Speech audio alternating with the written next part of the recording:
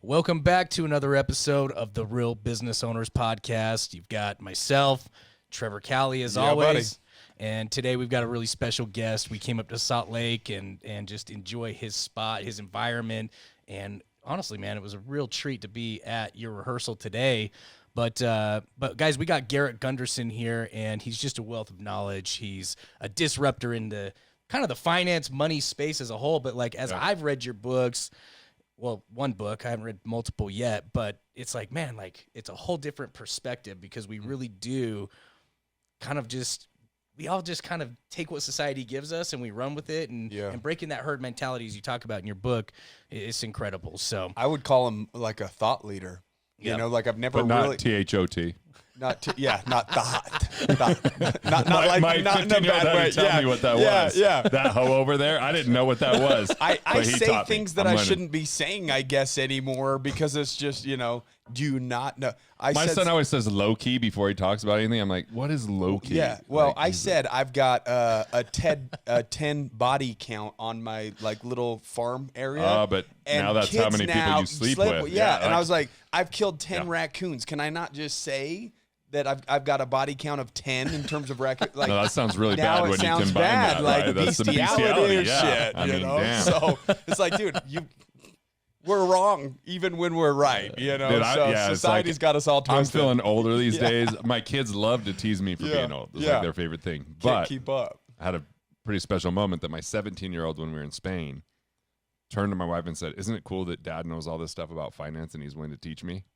Yeah, so that we're is just cool. walking. He's asking all these questions. We're That is cool. discussing the whole thing. So Well, a lot of parents don't have really that open dialogue with their kids, right? Like money's like even my wife, she said nobody knows how much our parents make. Like they just don't talk about it, right? And so it just ends up being this thing that you gradually make your way into, and you're just like, well, what am I supposed to do? with no instruction manual. Yeah, nothing. Yeah, nothing. just kinda- So Good luck. I hope you don't blow it. I kind of had this weird. but everybody does. Yeah, at some time, right? Yeah, like yeah. you learn the hard way. I had this weird, like, as I read your book, I had this weird moment where I was like, oh my gosh, man, like, he's so true, so right. Like, all your perspectives are, like, kind of against the grain or against the rules, right? And I was like, man, I kind of feel like, because I teach on money stuff all the time. Like, I've been in really the sales side, but, like, tax and accounting, and I teach people this stuff all the time. And I'm like, man, I kind of feel like the Dave Ramsey of entrepreneurship now, because I've been giving all these things to do, like go build your safe investments so you can take bigger risks, and I'm like, oh my gosh, man. And then reading your book, I'm like, it really doesn't matter. Like, we're all just prolonging actually living by kind of following societal norms, so calling myself out a little bit, like your book actually did really help change my perception on. Sorry, I wrote the book because I made the mistakes, man. Yeah. Like I was 18 years old when I made my first investment because my mom wouldn't sign off when I was younger than that. I put money in a variable universal life policy, which is highly expensive and underperforming.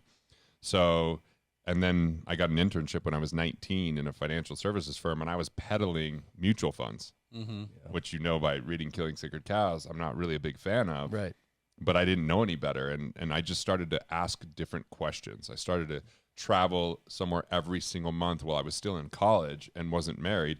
To when you're young, people will talk to you that are really wealthy because they like that young person's asking questions, or I go to these different events. The hustle. Right. They're like, hey, and I learned that when I was 15 because I had a business detailing cars, and I was in a business competition through Students in Free Enterprise where there was a panel of judges, and I went in so nervous, but I realized they were like wanting to see me succeed and help me out, and took me under their wing and like helped me.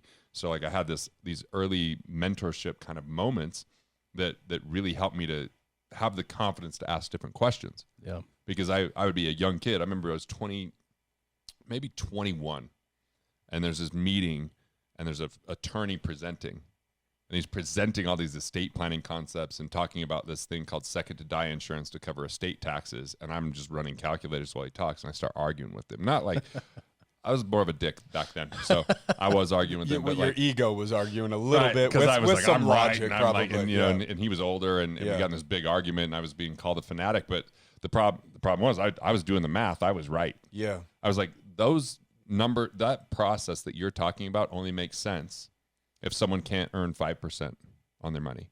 They earn 5%. They'd be better paying more tax than taking money that's earning, getting next to nothing on it just to pay a tax. And, and that's why I just started asking this guy. I'm like, well, would you rather pay 1 million or 10 million in tax? And he said, well, 1 million. I'm like, well, if you paid 10 million, you made a whole hell of a lot more money. Yeah. And I'm like, you got to think more productively instead of reductionist thinking. And so I just learned to ask a lot of questions as an annoying little brat because I wanted to learn for myself. I wanted to succeed on my own. And I didn't know.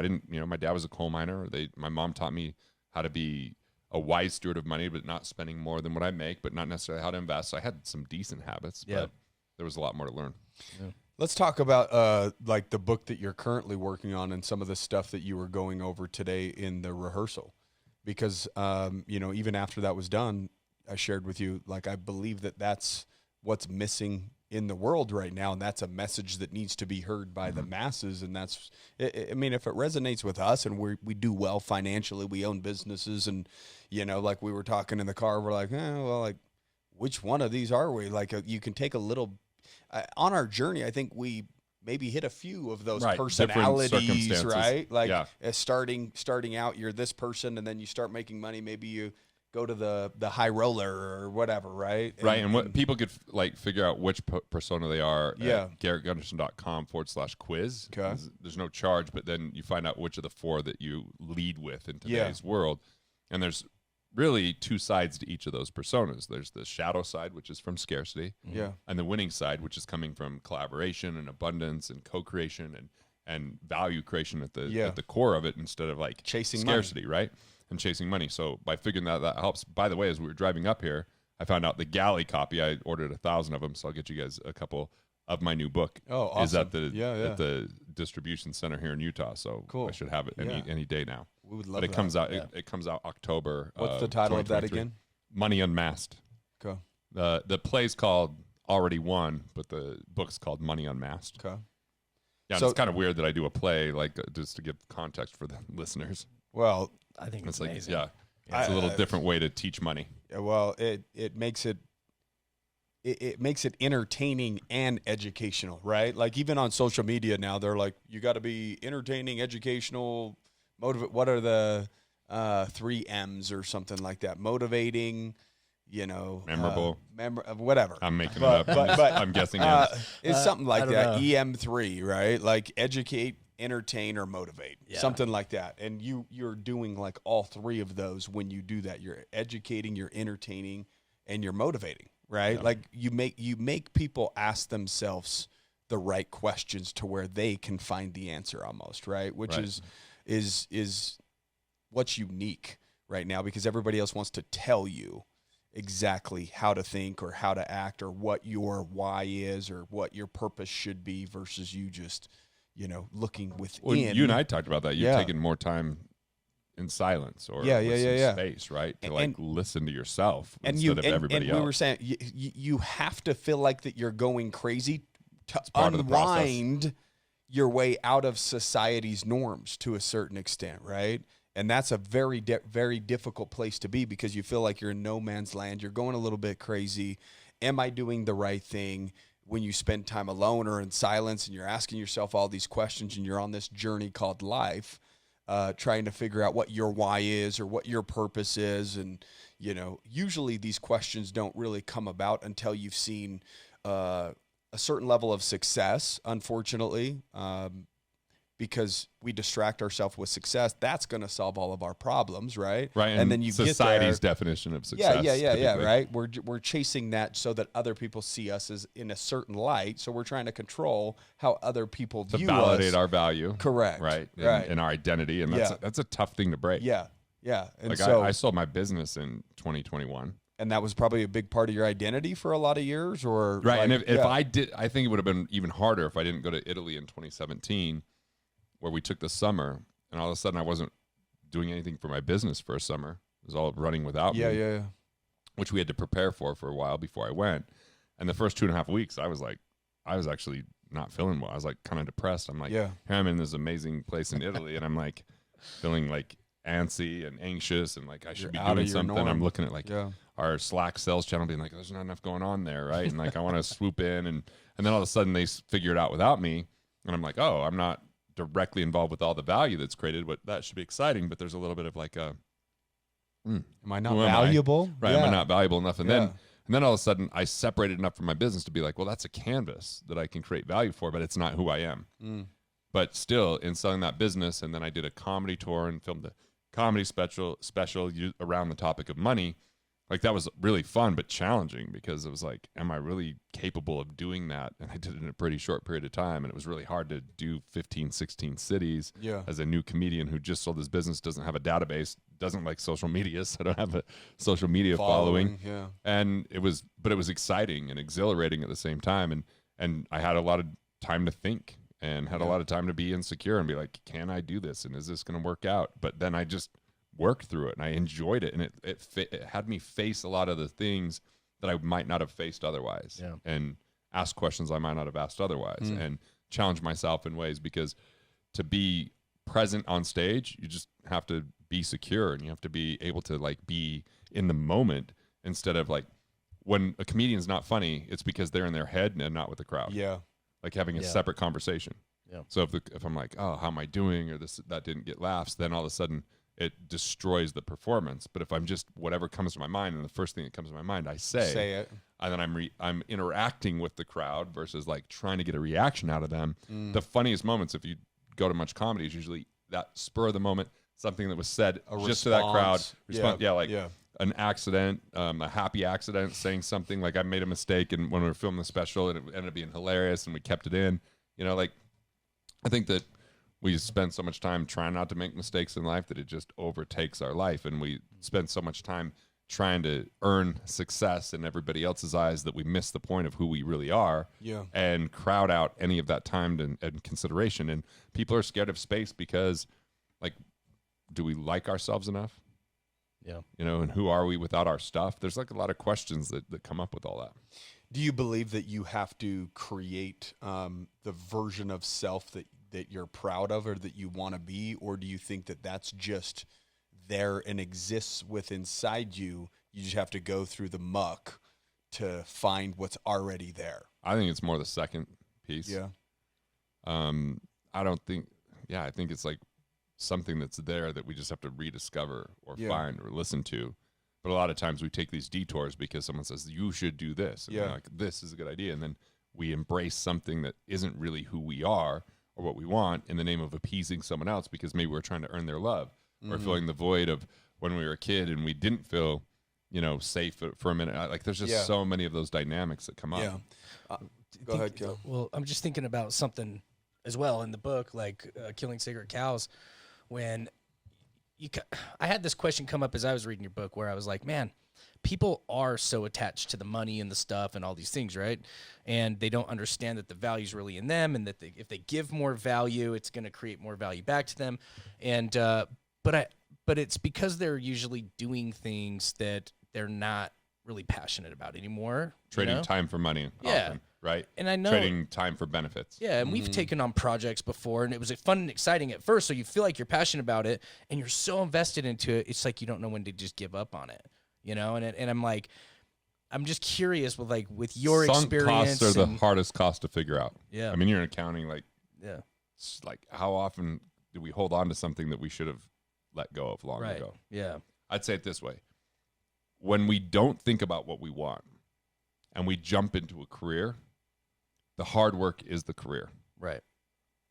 But the reality is the hard work is discovering who we are and either inventing the career or finding the career that's a fit for us. That's the hard work. And then the rest of it starts to become easier. Yeah. But most people skip those steps because they're like, I got to get going. I got to get ahead.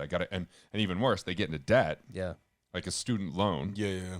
And now they feel this pressure. Yeah. And that pressure is circumventing the process of discovery.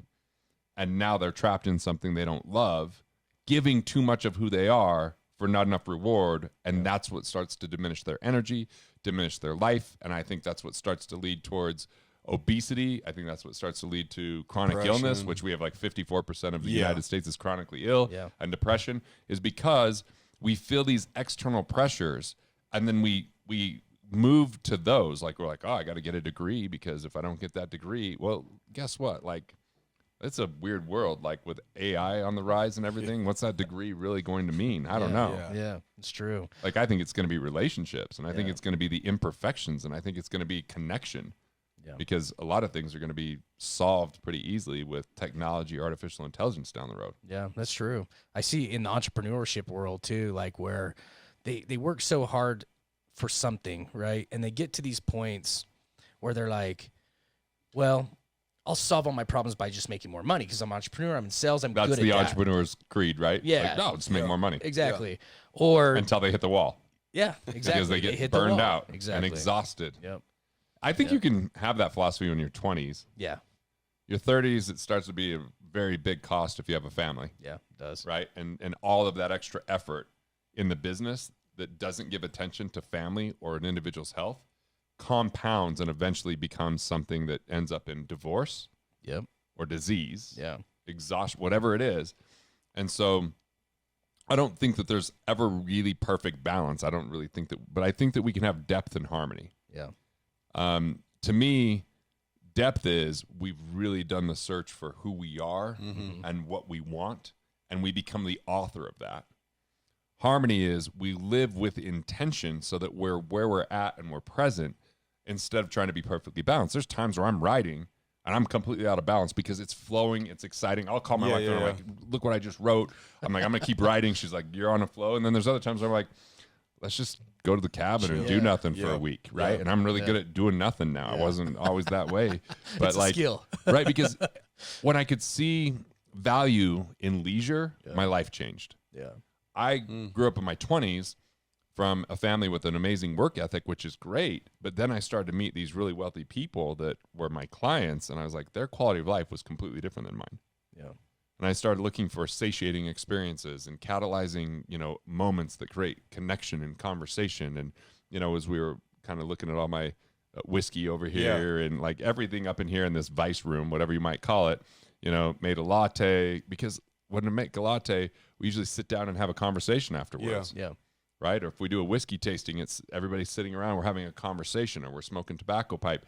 Like that's something that takes a long time. Eating it's a your jerky. 25 eating my jerky just to try to impress you that I killed an elk with a bow. I still need to get you know a what I'm taste of saying? that. It is good. We'll get some from inside. I think this one's tapped out, but we got more inside. G jerky's on the way. I have like 17 points because we're all here in Utah for my elk hunt, and I still haven't drawn yet. I'm like, when is it gonna happen, man? I can't wait. Yeah, like but I don't know. My first time elk hunting with a bow. Yeah, my buddy, this guy, you guys might know Ben Greenfield. He called me up and he was like, hey, you want to go bow hunting? He didn't say bow. Yeah. I was like, yeah, let's do it. So I go buy because we're going bull, and I'd only shot cow elk for like probably 3 or 4 times. And so I go get this really nice gun, send him a picture. He's like, dude, we're going bow hunting. It was like in 33 days. And you've never shot a bow? I had, but I hadn't shot it at an animal. Yeah. So I was like every day shooting 3 times a day, and I got one that year. Oh, did you really? Yeah. Is that what we ate? No, that was the one I got this last year, which in that 2 years, my level of hunting ability is exponentially increased. Like when I saw that one, my heart rate didn't rise. When I pulled it back, I didn't even feel it. I made all the right decisions around where to go, when to shoot, where I hit him, how quickly. Like it was like a totally different experience. The first one, like I was sweating. I was like having to meditate to calm my heart rate down. I was shaking. I did pull early enough, which is good, but I'm holding it for like 30 seconds, which feels like 3 minutes at a time. And then it stepped forward, so I didn't get it. I only got one long. It was just, where this one, like he was dead and really fast. Fell over pretty much. Hit his vitals. He ran right into a tree and broke his hip and then fell down. I'm sure your comments in the podcast. These assholes. Elk meat is the best jerky meat, though. But I'm always like, by the way, like if someone's vegan, go ahead and say we're dicks. But if you eat meat, get over it. Yeah. It is what it is. If you eat meat, you don't get get like a ham and cheese sandwich. You don't get to say you're unethical for being a hunter. Yeah, exactly. Do you have daily things that you do every day that are non-negotiables for you that get you in a certain frame of mind or a certain state or gives you peace? It started with a very short period of time. Okay. It's a pretty extended period of time now. And if I skip it, it actually impacts me. Yeah. So like jet lag for the rest of the day, kind of ornery. Yeah. So like what I'll do is I get up, I take just a couple, like I take some water and a couple supplements, and then I go turn on this little light, and it's a happy light, so it like lets me know it's morning when it's still dark outside. And I write in my 5-minute journal. I don't know if you guys have ever used the 5-minute journal. No, right there. I love that thing. You know, it's like, what am I grateful for? What's the intent for the day? And then, you know, what are my affirmations? And then what were the 3 best moments of the day before? And what did I learn? So, like, I really like taking that time to write daily. Yeah. I mean, and then I go turn on the sauna, and then I come back and I write in this book. It's called The Laugh, Love, Accept, Forgive.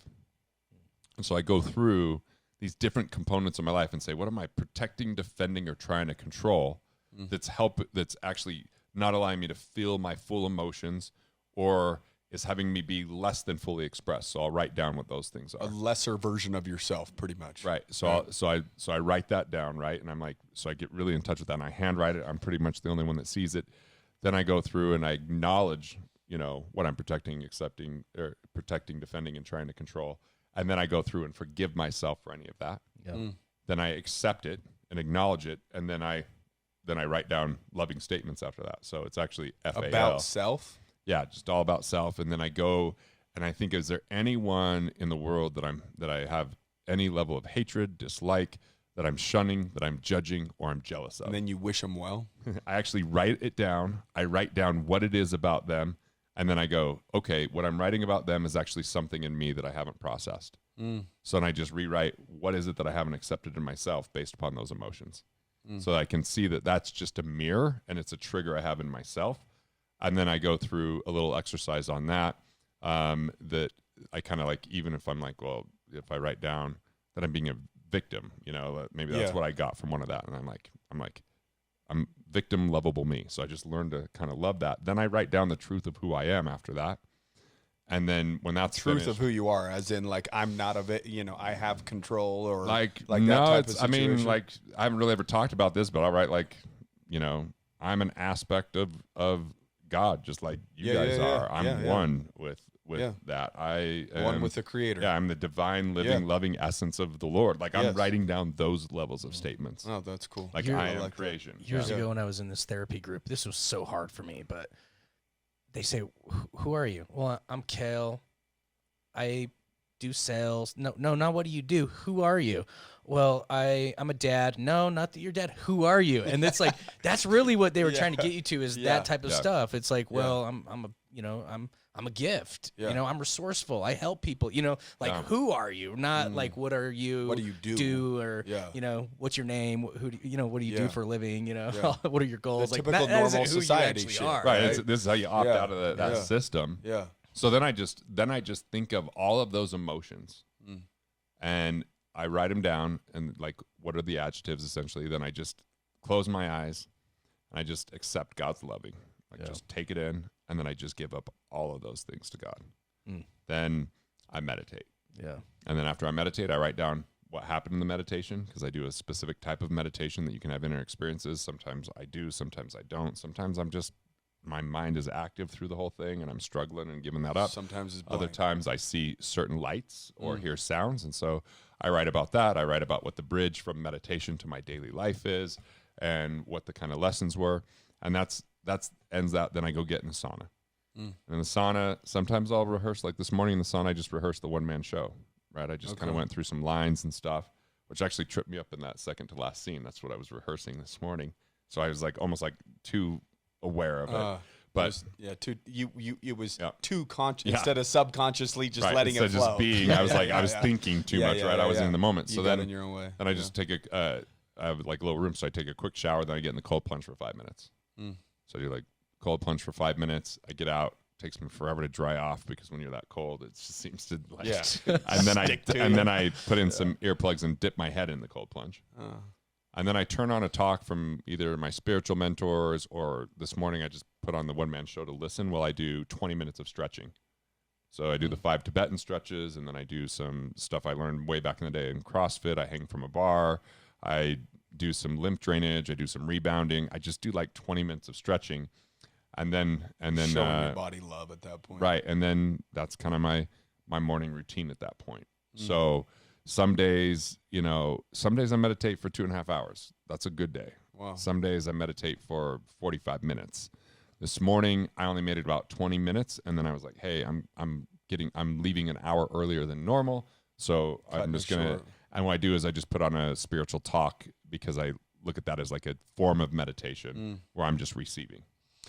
How much do you control, I guess, I don't know if that's the right word, the information that goes into your mind on a day-to-day basis so that you could control how you feel, right? Yeah. Like, is that something that is top of mind all the time in terms of whether it's music or, yeah. So, look, I don't have any news feeds on my phone at all. Yeah. None. Like, I have no articles that come on to my phone at all. The only time I'm on any form of social media is responding to people who put comments in YouTube. Okay. And I respond to most of those. Some I don't know what they're talking about, so I don't know how to respond. And some are like gibberish, huh? Some are like this you don't know how to go down to that level. And I just go, true. Right? Like it never bothers me, no matter if people are mean. Because you do the exercise of the reflection of self, and so that you just take that information. And I usually just do that. That's a reflection of self. Yeah, I usually just do that, like if I'm waiting for something. Yeah. Or taking a shit. Yeah. So that's kind of when I respond. So just when people are reading, they can know that might be the case. Yeah. So if he's showing you love, it's and I don't have any news. Like we don't have any like we just have apps, right? Yeah. So I watch zero news because I know that if it's MSNBC, it's propaganda for liberals, and if it's Fox, it's propaganda for conservatives. And I just know that like I know who owns it in the end and what the narratives really are, and it's not really reality. And even if it is reality, it's not the reality I'm going to do something about. The same coin, but two different sides. Right. So I'm like, I opted out of that. Yeah. If I'm listening to something that's not like positive, spiritual, uplifting, positive, it's usually like sports. Like I'll listen to some sports talk. I'll listen to some sports. So you were a big frequency type person in terms of like information and frequency and making sure that you're aligned. Right. Like I don't want to be influenced by a lot. I don't even read a lot of books because I know that people write a book with a certain purpose. Like they have a perspective. And that perspective may not be any, like I tend to get excited to want to implement everything from a book. So I haven't read a business book for a long time. I haven't read because I don't want to like start getting a whole bunch of ideas. I want the meditation to be what helps me with what I'm doing in business. I want talking with my partners to be what influences me on what I'm doing. So you're external, not so much. You're doing all the things to tap into the things that are already there within you. That's your divine that makes you operate at your peak, which gives you the information that you feel like could help other people. And even though I'm in my mid 40s now, I feel like I'm learning as much and feel just as much needs to be learned as before, if not more. So like there isn't a week that goes by that I don't have at least one or two sessions where I have one of my coaches coaching me. So there's a guy, performance psychologist that, works with the Milwaukee Bucks that he coaches me on, we end up about twice a month. Okay. Right. And so that's all like on how the mind works and how to like work with the subconscious and to create the right habits. Or this woman, Allison, like hired her really just to be a better husband. But, this week's coaching session was all about just the space and being okay with the space and just watching the ebbs and the flows and like breathing. There's times where it's, constriction and times where it's expansion and just being okay with that. I've not talked being judgmental about that before on the podcast. Remember when we did breath work with Shannon? Well, when you were talking this morning, it reminded me of that. Yeah.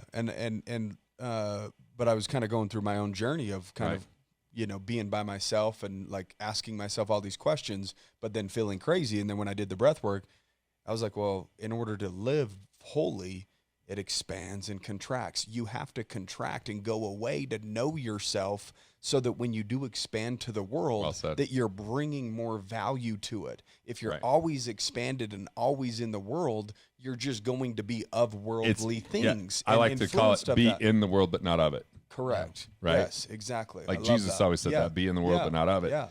And David Hawkins, who I love listening to his stuff, he has a program called In the World, but Not of It that I probably listened to 20 times. So it's like, so I just have, instead of reading, I just like having someone that I'm directly talking to. You're getting information. I just remember more. It's personalized. Rather than a book. And I'm in a place where I can afford that. So I just do that instead of because I could read a book And it's like, it takes me a long time. It's a lot of effort, and my retention of that book is so much minimal. less, and it's not personalized at the same level as, you know. So when you're asking, hey, I'm dealing with this, and then there's a lesson on how to deal with something that's real. Yeah, I have another guy. Versus trying to figure out how to apply it. Yeah, I meet with someone after I'm with you guys today that we do an hour and a half, and it's all about how do I make an impact in the world without losing the connection to myself. That's what the whole session will be about today, and where that confusion can come in. Yeah. Right, because it wasn't confusing when I was 20. It was like I just worked. Yeah. Yeah. And I wanted to make more money because I wanted to be seen as successful, and I wanted to be seen as successful because I had insecurities and doubts and You're from issues small town Price, yeah, Utah, and you're going to prove that you are valuable. Right. I'm going to prove myself. Yeah, exactly. Right. And that was like in the play when I'm talking about, you can, that might be motivating initially, but it leads to bitterness and anger fed by a feeling of lack or scarcity. And that's, that's like when I had a comedy set on Friday, one of my personal trainers back in the day used to, train me. I was getting sued, and he's like, "What's As that all like?" business owners do at one point or another. That's the only time I went to Right. court, dude. It's the only time I went to court, and it took the fear away from it. And by the way, I was seen. I got it was not guilty. Yeah. But I remember he goes, "What's that like?" And I'm such a dick. I'm like, "You'll never be successful enough to know." And so he was front running the comedy show, so I shared it. And he started laughing. He goes, "But tell him how I'm successful now." I'm like, "I'm not going to say you're successful now because I want you to keep going." Yeah. I'm like, and I was joking. I'm like, it's like people that have a chip on their shoulder, though. Yeah. Like Michael Jordan was the best basketball player, arguably, but not the happiest. Yeah. I mean, like that dude, his Hall of Fame speech was one of the most negative things I'd ever heard. Like, so that having a chip on your shoulder can work extraordinarily well for society, but I don't know how it works from a peace of mind, quality of life, being in love, sharing love, being in connection with people. I think that there's better ways when you find out who you are and you live that expression versus proving out who you want people to think you are, even though it's not who you are. And that's where a lot of the world gets You're stuck. living in a character that you believe will get the notoriety that will make you feel something, but by the time you get it, you'll feel nothing and feel less than when you started the Well journey said. to get that. Yeah, right? how many times have we heard from gurus that you should model success? Here's my problem. If you model success, you live out someone else's life instead of yours. Their definition of it, Yeah, too. their definition of it. Yeah. And you're ignoring your own talents, your own abilities, your own purpose, your own why, your own motivators, because you're going, well, someone else did really well in real estate, so I got to do real estate. Or someone else did really well because they're a good speaker, I'm going to become a speaker. Or so, like, and what if that isn't your path? Yep. Yeah. You know, you're modeling something, but I think that when it's true to who you are, you speak from a place of conviction versus regurgitation. And I mean, you train sales, so you could probably speak to this a whole lot better than I could. But the reality is, I know people that have used my words in the exact format and don't get the same result because it doesn't mean the same thing to them. Yeah, absolutely. They got to have their own energy behind it. You know what I mean? The authenticity. They're not speaking from the soul. Right, and that's effort. Yeah. Yeah. Well, people are copycatting the end result because they see people have an end result and they have a status that will make them, again, it's just filling the emptiness. And so if that status and the notoriety is going to be there because I see Garrett has it and I want that, but he's on stage, so I need to be on stage to get that same sort of fulfillment or status or happiness or whatever it is, right? And that's the toughest thing that anybody will ever have to go through is removing expectations of other people and to go through the muck that society has placed on you to try to find out who you truly are. It's kind of like part of the process. It is. Like for me, when I first started, it was like, what did I like doing as a kid? Because there's still a kid in me. And I'm like, I liked riding bikes as a kid. So I was like, I'm going to start riding bikes again. And I was riding bikes. I'm like, still feels cool. There's nostalgia to it almost, right? So it's like trying to tap into some of the things that actually made you feel a certain emotion when you were young probably will still make you feel that certain emotion even now. Right. Whether that's, rafting the river or riding a bike or skateboarding or whatever it was that made you feel alive at one point. Like that's the least path of resistance to go feel alive again and start kind of tapping into that version of yourself that was you when you were happy at one point and living a little bit more free. And then that leads to one thing and then another thing. And then but you got to start honoring and doing something that starts bringing out that version of yourself. I think that everybody could embrace a hobby. Yeah. When we don't have hobbies, then we're always stuck in that, like, in the striver mode for me. Yeah. Mm-hmm. Do more, earn more, be more. Where a hobby is just about enjoyment, losing track of time, no financial gain. Yeah. Yeah. And that's where we a lot of times get those insights and those downloads and those epiphanies. Even though that's not the main reason to do it, it's just have a quality of life that you don't want to retire from. Yeah. What would you say to like entrepreneurs or just anybody really that's trying to produce in their life, how to flip the script, right? Because we've all been there where we're stuck in the like, well, to get to that point where I can do self-discovery and ride my bike again and I can, use my and start creating, like I got to get to a certain point, whether it's financially or whatever, in order to even have the freedom to do that, right? Yeah, I'd say like look at the 3 things that you'd do if you had all the time and money in the world that have nothing to do with money. Yeah. And then look at all the things you're doing to earn money and say, what 3 things are not worth my time anymore? Yeah. Eliminate those 3 things. You've now found the time for those other 3. And you're going to find you'll have better production because there's diminishing marginal productivity. When we spend too much time, we lower we're spending more time, but we're lowering energy. Yeah, our energy starts to decrease. Our productivity starts to decrease because, look, I did strategic coach in my 20s, and the thing that they, really convinced me to do is take free days, take time off. I was like, how's that going to help me make more money? But it does, because then you learn to delegate appropriately. You learn which projects really matter, but you come back rejuvenated. Yeah. You come back with more energy. Sometimes you got to get out of your own way. You are the bottleneck. We think of wealth as linear, though, right? Like Yeah. we've been trained. It's like time, In, and out, effort, in, out. Yeah, so You, but clock in, vision you is clock out, exponential. and you get paid, right? Vision's exponential. Yeah. And value is exponential when it, like, think of like a viral video. It's not because just did that it person once. put the effort. It's like people start boom, boom, sharing boom. it, and You're when putting value into the world. Yeah, stop thinking so isolated of Yeah. just what you can accomplish and what you can do and what efforts you put out there, and start allowing for that support, and that can start to create this opportunity that you get time off. Yeah, vision really is where it all starts, man. Like I did the recording for our pocket coaching calls just the other day, and I'm sitting in my home, and this was like me and my wife's dream home, and I'm just sitting here, I'm like, this was like, we came to this lot that we bought for 3 years and imagined our home. And then we put a blueprint to it. Yeah. And then we went and built it one freaking stick at a time with all the contractors. And I actually did do a bunch of work on it myself. And like, because I wanted to. Which kind of feels good, right? Vision. When you have like. Yeah. Like I did a little bit to this room. Yeah. What I could. Yeah, no, there's a little amazing, soul dude. I love of you this, in and it. I love ceiling detail, and I love wood. So this is awesome. But then I talked about, in comparison, like I remember when I worked on a call center, and do you remember a guy named Russ Whitney? Yeah, and he came walking in our office. Real and we estate called dude, his right? leads, Real right? estate, Yeah, and we like called his leads. That was like one of my first sales jobs, was selling the training, But I just remember thinking, like, man, this guy's like, God, I'm gonna be a speaker one day, and like. It hit me when I was like coming home from, a event I sponsored where I got up and spoke, and I was really nervous, right? But it was like 15 years it took to become a speaker, right? But I looked up to these guys so much, but I never really put a blueprint behind it. I never really created the vision and then created the blueprint to actually get there. So it took 15 years for my brain to actually like steer me to that thing that I wanted, versus it only took me a few years to build this home I wanted, because I had the vision and I was so passionate about it. I put a blueprint behind it. And you had people help you. Yeah. You had builders and architects and all that kind of stuff. So like when we get isolated, like anytime I was like, all right, I want to do comedy, that moment I had that thought, I called my comedian friend and said, hey, can we get together tomorrow? I have a premise. I look like Jesus, but I don't have his powers. Let's work on that.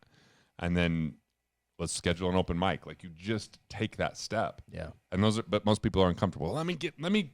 Once I have X, Y, and Z, then I'll do it. And then they procrastinate it, and it just gets destroyed. Do you relate that to like the Thriver guy, right? Because I related a lot to the Thriver in your skit today, and I'm like, and that's what I've been the longest part of my life, is the striver. That's what I've spent the most of my time. Yeah. And when things don't go according to plan, I'm like, I'll just work harder, right? Like I have that tendency, so I have to catch myself. Is there a lot of I have to figure it out myself, and it's hard for me to ask? Yeah, for help for other people? status is what the striver goes for. Yeah, and status usually comes from what we've earned. Yeah, a high roller will get other people involved because it's opportunity. Yeah, they don't even care if they rented the car. If they have the car. Yeah. A striver, no, I paid for this car with my hard work. Yeah. the high rollers like, look how cool I'm gonna have this car. Doesn't matter. They just want to take a picture with it. Yeah, like you know, like a striver isn't guaranteed to take a picture inside of a private plane. A high roller will always take a picture inside of a private plane, right? Like that's the difference. Like the striver might be working in the private plane, being right? Like, I've got something else. I need a bigger jet. Yeah. Like they feel bad when they see the other jet that's bigger. I couldn't have my whole family in here. It's only a 10-seater. I have a friend that high roller friend that had a jet, and he landed in Salt Lake, and it was next to another jet. It was owned by the Huntsmans. It was bigger, and he literally said he put his hands over his head, and he's like, I'm such a loser. Yeah. Right? Like, what a loser. Someone always has more. Bigger, better. What comparison is so hard not to get stuck in. It just is. It's like, and I think that, wouldn't it be nice? Like, I just have this, at least most of the time, a healthy perspective because I know the pain people carry around. Mm-hmm. Like, whatever you think someone's life is, there's this whole other side. Yeah. Right? Like, maybe they're having trouble in their marriage or connecting with one of their kids, or maybe they just have something they did that they've never forgiven themselves for, or like there's just so much, and yet we're trying to compare ourselves to this idealistic version of someone that's not even real, and then judge ourselves harshly for not being that. Yeah. Well, I think that, I mean, that's just part of the human experience. Somebody's blessed maybe with the finances. You might have a great marriage, but be struggling financially. Like everybody will have their suffering and everyone will have their struggle, and that's up to you to bear. And there's a lesson behind that, that struggle that you're currently going through that will make you a better version of yourself as long as you actually face it valiantly. Right. And ask yourself the right questions and go in and ask what it's trying to teach you rather than just fight it and put a facade up of like everything's okay, you know, whatever it may be. But like the human experience is about, you know, pain and suffering and figuring out what's on the other side of it, because that's where you're learning from it. Yeah, and learning. What if you saw it, pain as a gift and as a love? Exactly. Part of love. Yes. Just a different angle of it. Like for me, that's where I have all my aha moments, is on the other side of pain, is when I embrace pain. If I go on a long run and I'm by myself and I'm in my head, it gives me perspective. When I sit on my couch is far more comfortable because I swing the pain and pin it over here. But also when I release and I'm at home, the dopamine or euphoria also hits, right? So as much pain as you could as bear, that's as much euphoria. Yeah. Right. Most people live in this dull, like there's not a whole lot of movement to their life, right? Like perspective wise. And so, well said. Yeah. Anyways. I think that. Well, I know we got to. I got to ask one more question. Yeah, please. Okay, one more question before we wrap up. Okay. Because I thought of this question, I was just driving up, right? Because I've noticed, I started talking about it a little bit earlier in the episode, but I see these entrepreneurs that just want to solve their problems with making more money. They want to get their money to work for them, but they're too lazy to actually take accountability to learn the money game, right? So what they do is they go to these wealth managers or whatever, and they're like, just tell me what to do and I'll give you my money, right? Yeah. And I've done it myself too, and I'm like, oh, I'm starting over again now. Like, I just wasted $800,000 on all these investments, and they're not paying me yet, and you know what I mean? And so I want to know, like, what kind of advice you would give to some of these entrepreneurs out there that are in that rat race, you know, because I've done it myself and I'm curious myself. Like, look, you got to be a steward over your finances. And anytime we go, I'm too busy, I'm just going to trust someone else. Yeah. Most of them are just middlemen. Yeah. They give the money to some company that you don't know much about, that come in those stocks that you don't have any relationship to. So invest back in yourself, be okay growing your business, especially if it means less involvement from you and more cash flow. That becomes more equity value inside of that business. And just store your cash in place that it's accessible and safe. So for me, like, I have this cabin because I utilize it. Yeah. That's an investment. I have this studio. Like, my intellectual property is part of my investments because it's something you can create ongoing revenue. So I have a lot more books that come out since I adopted that philosophy. Yeah. When it used to be, well, I want to have a bunch of real estate.